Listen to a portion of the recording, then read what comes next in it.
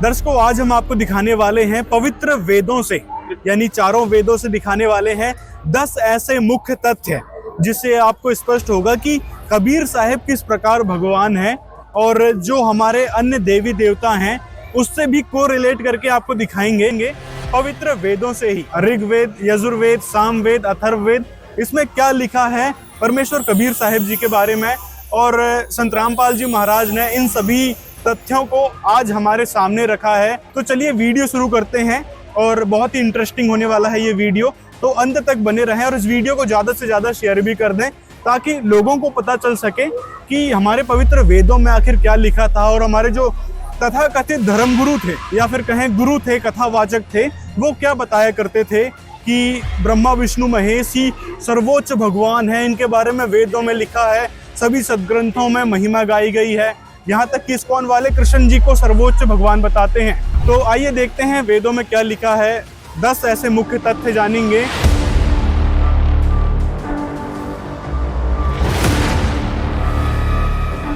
तो दर्शकों, आपको दिखाते हैं हम प्रमाण नंबर 1 कि वह परमात्मा कौन है। तो वह जो पूर्ण परमात्मा है उसकी जो परिवरष की लीला है कुंवारी गौओं से होती है। वो कुमार अवस्था में कुंवारी गाय का दूध पीता है। तो आखिर ये लीला किसने करी, आइए देखते हैं इस वेद में।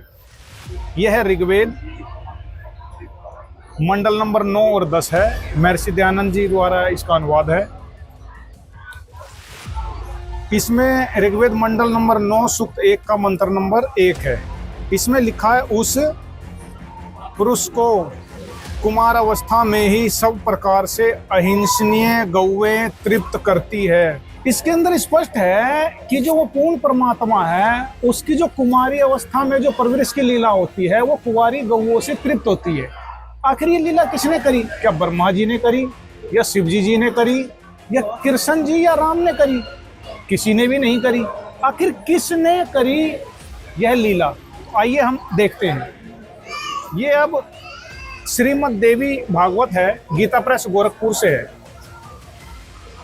इसके अंदर में एक प्रकरण आता है, विष्णु जी कहते हैं, मैं ब्रह्मा और शंकर हम तुम्हारी कृपा से विद्यमान है, हमारा आविर्भाव और तिरोभाव हुआ करता है, केवल तुम ही नित्य हो, जगत जननी हो, प्रकृति और सनातनी देवी हो। भगवान शंकर कहते हैं, यदि महाभाग विष्णु तुम्ही से प्रकट हुए हैं तो उसके बाद उत्पन्न होने वाले ब्रह्मा भी तुम्हारे ही बालक हुए, फिर मैं तमोगुणी लीला करने वाला शंकर क्या तुम्हारी संतान नहीं हुआ? अर्थात मुझे भी उत्पन्न करने वाली तुम ही हो। अब इसके अंदर एक बात स्पष्ट होती है कि ब्रह्मा विष्णु शिव जी ये तो दुर्गा से उत्पन्न है, तो क्या इनकी परवरिश की लीला कुंवारी गौओं से हुई? इसका प्रमाण ना कहीं पुराणों में है, ना कहीं वेद में है, ना किसी उपनिषद में है, ना किसी पुराण उपमा पुराण में है। तो आखिर वो लीला किसने करी? वो लीला कबीर देव ने करी, कबीर साहब ने करी, काशी वाले जुलाहा ने करी। आपको हम कबीर सागर में प्रमाण दिखाते हैं, आइए देखते हैं। देखिए, ये है कबीर सागर, संपूर्ण 11 भाग, खेमराज श्री कृष्णदास प्रकाशन मुंबई के जी। इसके हम आते हैं ज्ञान सागर पे। इसके अंदर में आता है नूरी वचन, बचिया जाही बैल नहीं लागा, यहाँ की कुंवारी, सोले ठाड़े करो तही आगा, जुल्हा एक बचिया ले आवा, चलो दूत कोई मरम न पावा, चलो दूत जुल्हा हरसाना, राख छिपाई काहू नहीं जाना। अब इसकी बात से यह स्पष्ट होता है कि जो कुंवारी गाय का दूध पीने का प्रमाण वेद में है वो ना ब्रह्मा जी ने किया, ना विष्णु जी ने, ना कृष्ण जी ने, ना राम जी ने। वो किसने किया? कबीर देव ने किया, कबीर साहब ने किया।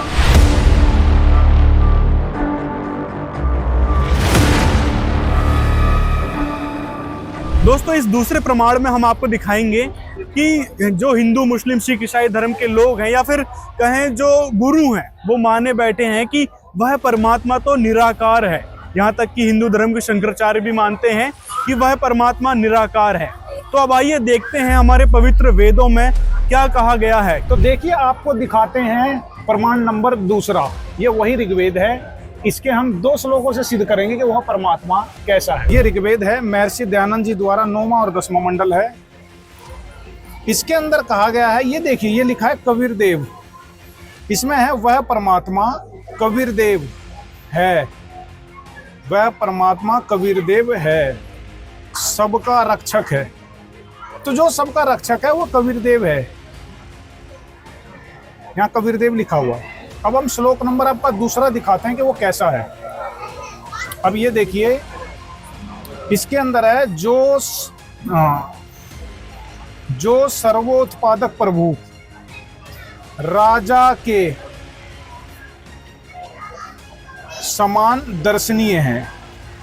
तो अभी आपने देखा ऋग्वेद मंडल नंबर 9 और 10 में लिखा हुआ है कि वह परमात्मा जो सबका रक्षक है उसका नाम कबीर देव है और वह राजा के समान दर्शनीय है।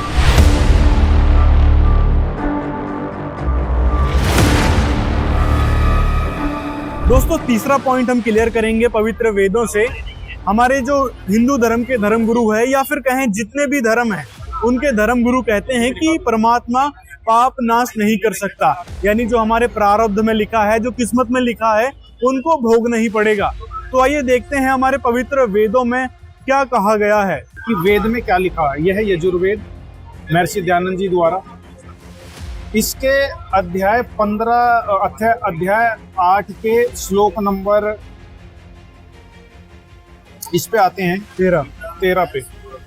इसमें लिखा है, सबके उपकार करने वाले आप, दान देने वालों के अपराध के विनाश करने वाले हो, साधारण मनुष्यों के किए हुए अपराध के विनाश करने वाले हो, पिता के किए हुए विरोध आचरण के अच्छे प्रकार हरने वाले हो, अपने किए हुए पाप के दूर करने वाले हो, अधर्म के मतलब अनस्य मतलब अधर्म पापों के पाप को भी नाश करने हारे हो। अब यहाँ पर दोस्तों जो मित्र शब्द आया है ना, आप इससे विचलित ना होना, क्योंकि मित्र जो यहाँ पर महर्षि दयानंद जी ने किए हैं, सत्यार्थ प्रकाश में उस मित्र का अर्थ परमात्मा बताया गया है।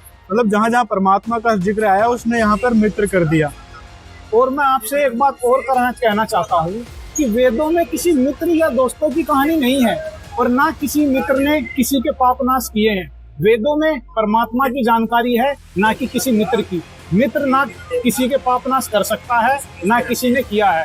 पाप नाश सिर्फ और सिर्फ परमात्मा कर सकता है, जिसकी ये जानकारी। तो जैसा कि आपने देखा कि वेदों में लिखा है कि कौन परमात्मा पापों को नाश कर देता है, ठीक इसके विपरीत जो भी आज तक हमने पुराणों को पढ़ा, सुना और जाना, उसके अंदर में लिखा हुआ है कि जिन्होंने ब्रह्मा विष्णु शिव जी और देवी देवताओं की साधना करी उनसे पापों का नाश नहीं होता, जिसका उदाहरण अनेक प्रमाण अनेकों कथा और कहानियों में मिलता है।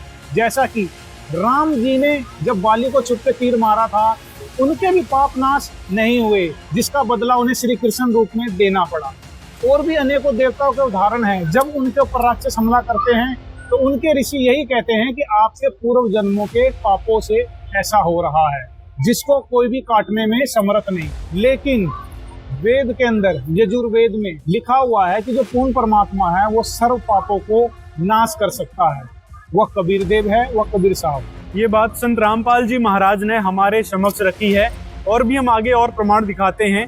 ये तो अभी 3 ही हुए हैं, और भी ढेरों प्रमाण हैं, मतलब टोटल 10 प्रमाण आपको दिखाएंगे कबीर साहिब के बारे में।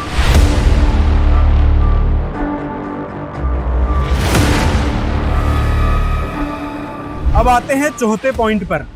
अन्य धर्मगुरु कहते हैं कि जो भगवान होता है, जो परमात्मा होता है, वह दुष्टों का संहार करने के लिए आता है।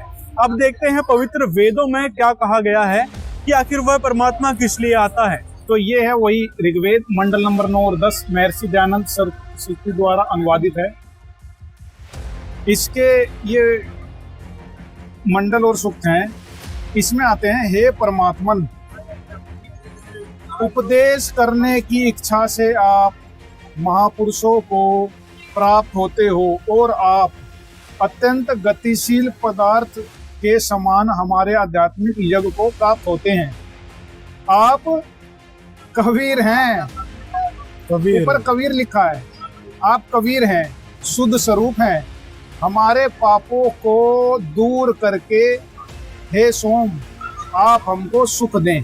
तो अब आपने इसमें देखा कि जो पूर्ण परमात्मा है वह उपदेश करने की इच्छा से महापुरुषों को प्राप्त होते हैं। कैसे? जैसे आदरणीय नानक जी को मिले, धर्मदास जी को मिले, गरीबदास जी महाराज जी को मिले।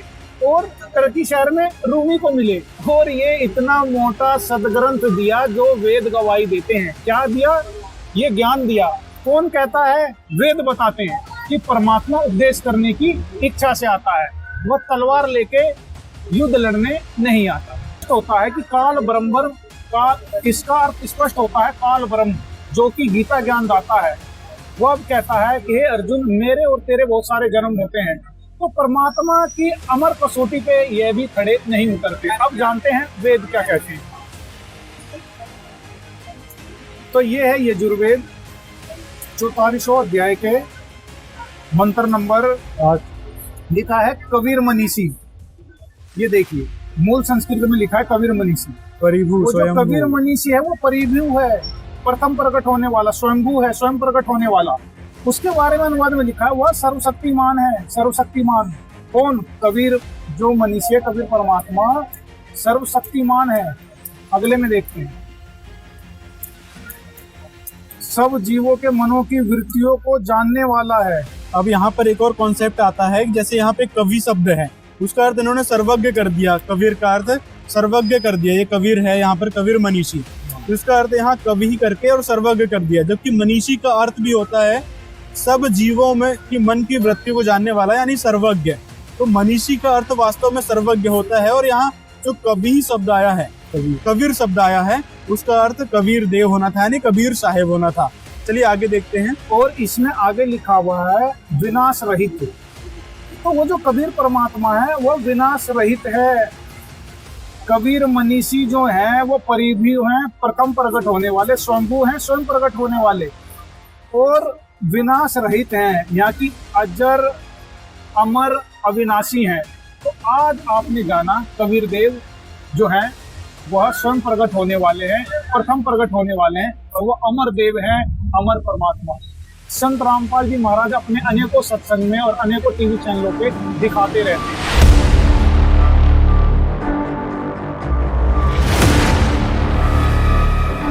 अब दोस्तों अब आते हैं हमारे अगले पॉइंट पर, जहां एक तरफ कहा जाता है कि परमात्मा दयालु होता है, वहीं दूसरी तरफ कहा जाता है कि परमात्मा सबको नाश करने वाला होता है, यानी परमात्मा रक्षक होता है और परमात्मा भक्षक होता है।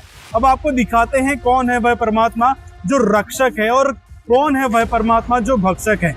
गीता जी से कोरिलेट करके दिखाएंगे, हमारे पवित्र वेदों से। ये है श्रीमद् भगवत गीता जी। इसके अध्याय 11 के श्लोक नंबर हम आते हैं 27 में। इसमें अर्जुन देखता है, ये वही गीता ज्ञान है, जयदयाल गोविंद का है, गीता प्रेस गोरखपुर से। इसमें है अर्जुन देख रहा है कि वे सभी धृतराष्ट्र के पुत्र राजाओं के समुदाय सहित आप में प्रवेश कर रहे हैं। भीष्म पितामह, द्रोणाचार्य, कर्ण और हमारे पक्ष के भी प्रधान योद्धाओं के सहित सबके सब आपके दाढ़ों में भयानक मुखों में बड़े वेग से दौड़ते हुए प्रवेश कर रहे हैं, और कई एक चूरन हुए सिरों सहित। अब यहाँ पे दर्शकों गौर से देखिएगा, अर्जुन देख रहा है कई एक चूरन हुए सिरों सहित आपके दांतों के बीच में लगे हुए दिख रहे हैं। आगे इसके बाद अर्जुन कहता है, मुझे बतलाइए आप उग्र रूप वाले कौन हो? आदि पुरुष, आपको मैं विशेष रूप से जानना चाहता हूं, क्योंकि मैं आपकी प्रवृत्ति को नहीं जानता। इसके जवाब में गीता ज्ञानदाता कहता है, लोगों का नाश करने वाला मैं काल हूं। इस समय इन लोगों को नष्ट करने के लिए प्रवृत्त हुआ हूं। अब इस गीता में स्पष्ट हुआ कि जो गीता ज्ञान दाता है वो ब्रह्म है। श्री कृष्ण जी में प्रवेश करके उन्होंने गीता ज्ञान दिया। वो कहता है कि मैं काल हूं और सबका नाश करने के लिए आया हूं। और अर्जुन देखता है कि वह सबको खा रहा है, और कई एक उनके दांतों में पिसे हुए भी दिखते हैं। अब आइए देखते हैं वेदों में कौन है। ये दोबारा हमने लिया ऋग्वेद मंडल नंबर 9 और 10। इसमें लिखा हुआ है मंडल नंबर 9 के सूक्त 20 का मंत्र 1। इसमें ऊपर लिखा है कबीर देव। कबीर देव वह परमात्मा कबीर देव है और सबका रक्षक है। रक्षक है, विद्वानों की तृप्ति के लिए ज्ञान को देता है, सहनशील है। अब ये वेद कहते हैं जो परमात्मा सबका रक्षक है वो कौन है? वह कबीर देव है, ना कि गीता ज्ञानदाता ब्रह्म। तो इससे स्पष्ट हुआ कि जो सबका रक्षक है वो कबीर देव, कबीर साहब काशी वाले हैं, और जो सबका भक्षक है वह गीता ज्ञान दाता ब्रह्म है और काल।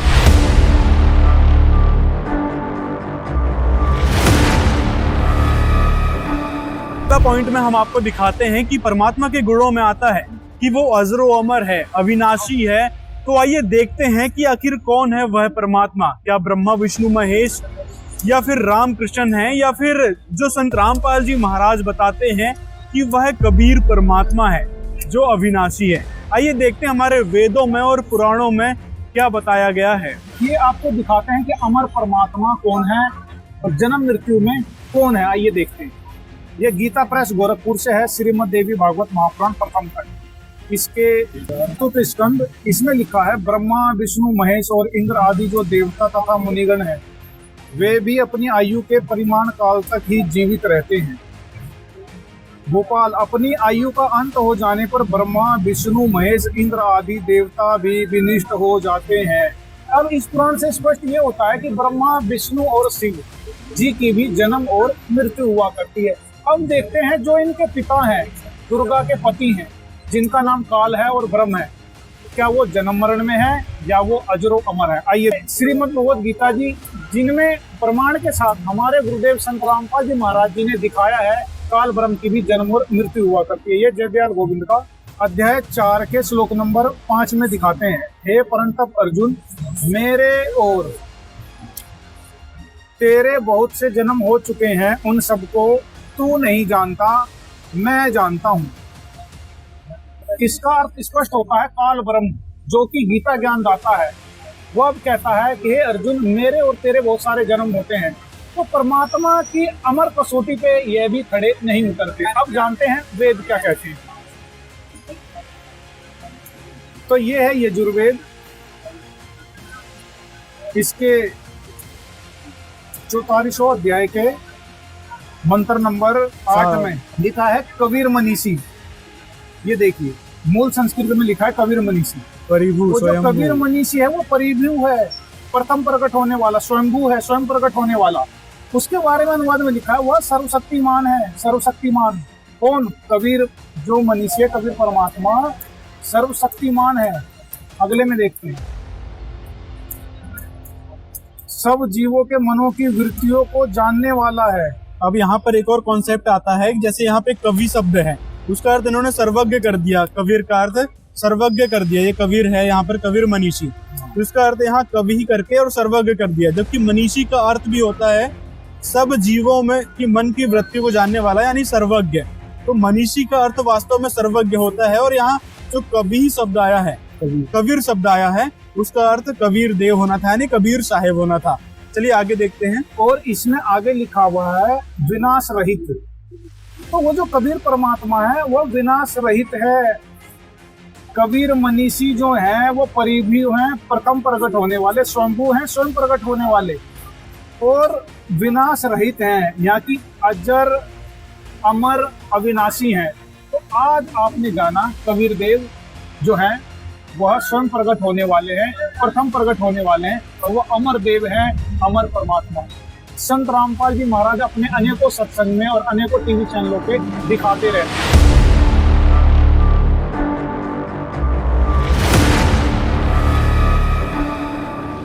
तो दोस्तों, जैसा कि बताया जाता है कि सबसे बड़ा परमात्मा कौन, सुप्रीम गॉड कौन, यहाँ की सबसे शक्ति युक्त परमात्मा कौन है, तो उसके बारे में जानते हैं। इस श्रीमद् देवी भागवत में ब्रह्मा विष्णु शिवजी जी के बारे में बताया गया है। यह 5वां स्कंद है। इसमें महिषासुर आदि के साथ भगवान विष्णु और शंकर का भीषण युद्ध, भगवान विष्णु, शंकर और ब्रह्मा का सौधाम लौट जाना, इंद्र आदि देवताओं की पराजय।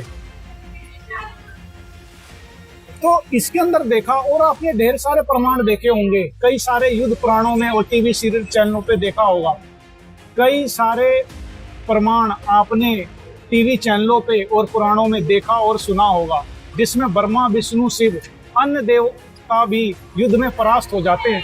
लेकिन वेदों में जिसका जिक्र है, आखिर वह कौन है परमात्मा? तो आइए देखते हैं वेदों में उसका नाम क्या है। ये है सामवेद। हाँ। तो देखिए ये है सामवेद। मंत्र 359 में लिखा है कबीर अमित ओजा। कबीर अमित ओजा जो कबीर परमात्मा है। अब इन्होंने कबीर का अर्थ कभी करके छोड़ दिया, गरजने वाला नहीं। कबीर मतलब कबीर, कबीर देव। वह अपरिमित बलयुक्त है, मतलब जिसकी कोई सीमा ना हो।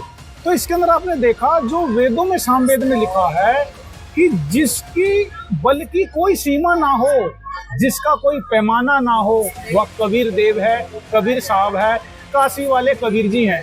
इनका प्रमाण संत रामपाल जी महाराज जी बार बार दिखाते हैं। जो सर्वोत्पादक प्रभु है, सबका मालिक है, सर्वशक्तिमान है, वह ब्रह्मा विष्णु शिव नहीं, वह कबीर देव भगवान है।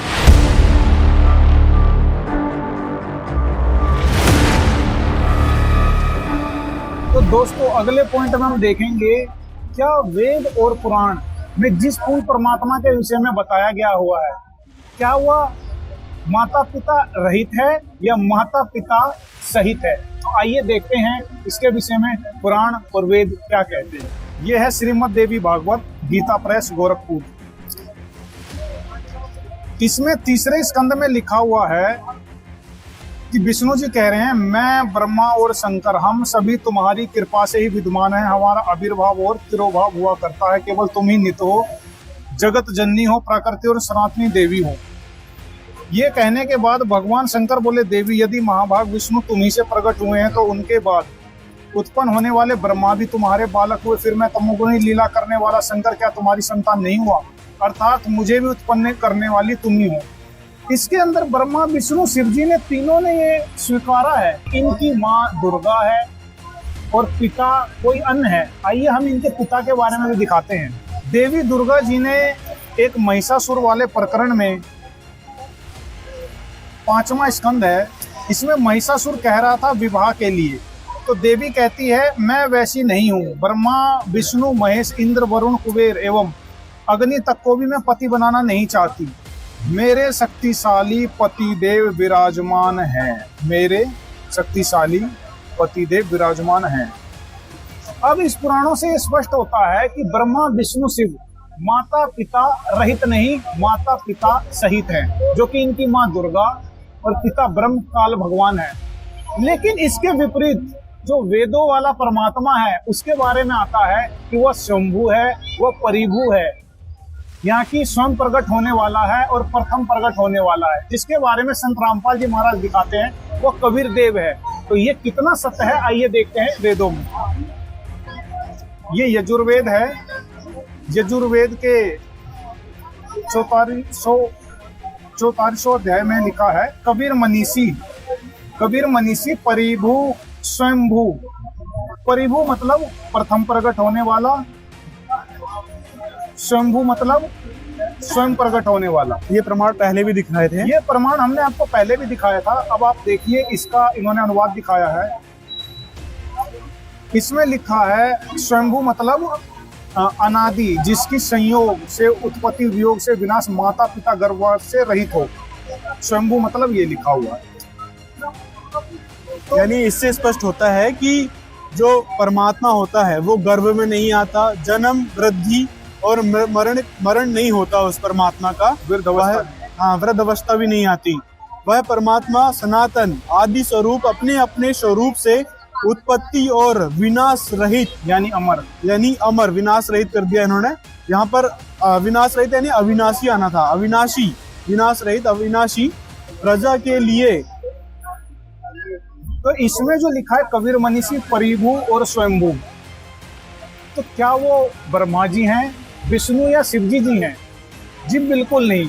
उनके बारे में संत रामपाल जी महाराज जी ने बताया हुआ है, वो कबीर देव है, कबीर साहब है, वही काशी वाले। तो दोस्तों चलते हैं अगले प्रमाण की ओर।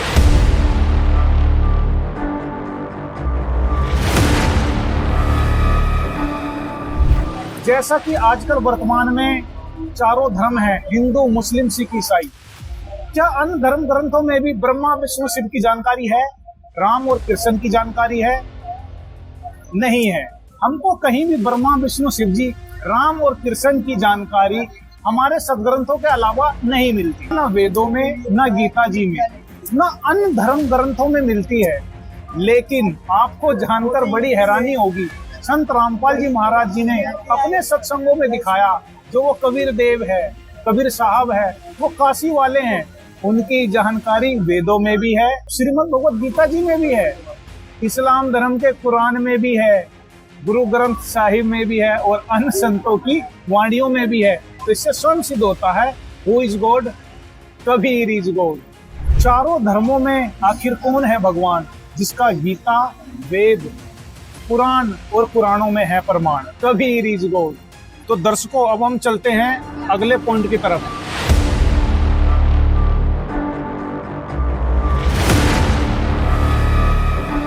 जैसा कि संत रामपाल जी महाराज अपने सत्संगों में क्लियर करते हैं कि पृथ्वी पर ब्रह्म और पूर्ण ब्रह्म के अवतार आते हैं। तो जैसा कि ब्रह्म के अवतार राम और कृष्ण के अवतार आते हैं, जो कि युद्ध करके धर्म की स्थापना करते हैं, वहीं दूसरी ओर पूर्ण ब्रह्म के अवतार पृथ्वी पर आते हैं, वह ज्ञान आधार से धर्म की स्थापना करते हैं और शांति स्थापित करते हैं। आइए देखते हैं प्रमाण के साथ। यह है श्रीमद् भगवत गीता गोरखपुर से, और इसमें अध्याय 4 के श्लोक नंबर 7 में लिखा है, यदा यदा ही धर्मस्य ग्लानि भवति भारत। इसका अनुवाद है, हे भारत, जब जब धर्म की हानि और अधर्म की वृद्धि होती है, तब तब ही मैं अपने रूप को रचता हूँ, अर्थात साकार रूप से लोगों के सन्मुख प्रकट होता हूँ। और क्या करता हूँ, आपने महाभारत के युद्ध के मैदान में देखा होगा, त्रेता युग में राम रावण युद्ध के मैदानों में देखा होगा। लेकिन वहीं दूसरी ओर जब पूर्ण परमात्मा पृथ्वी पर आते हैं तो वो क्या करते हैं, आइए देखते हैं। ये है ऋग्वेद मंडल 9 और 10। इसमें लिखा है, कबीर वेदस्या, हे परमात्मा, उपदेश करने की इच्छा से आप महापुरुषों को प्राप्त होते हो और आप अत्यंत गतिशील पदार्थ के समान हमारे आध्यात्मिक यज्ञ को प्राप्त होते हो। आप कबीर, यहाँ पे कबीर जी लिखा हुआ है, आप कबीर हैं, शुद्ध स्वरूप हैं, हमारे पापों को दूर करके हे सोम आप हमको सुख दें। आप इसी तरह दूसरे श्लोक में देखिए, इसमें लिखा है, कबीर गिरवी काव्यना कवि संत सोम, कबीर गिरवी काव्यना कवि संत सोम। वह अपनी कबीर वाणी के द्वारा लोकोक्ति के माध्यम से, दोहों के माध्यम से वाणियों को बोलता है, जिसका प्रमाण इस कबीर सागर में है। तो ये प्रमाण आपने देखा कि वेदों में जो लिखा हुआ है वह परमात्मा ज्ञान को देता है। वह कौन देता है? संत रामपाल जी महाराज जी ने अनेकों बार प्रमाणित किया है, वह कबीर देव है, कबीर साहब हैं, काशी वाले हैं।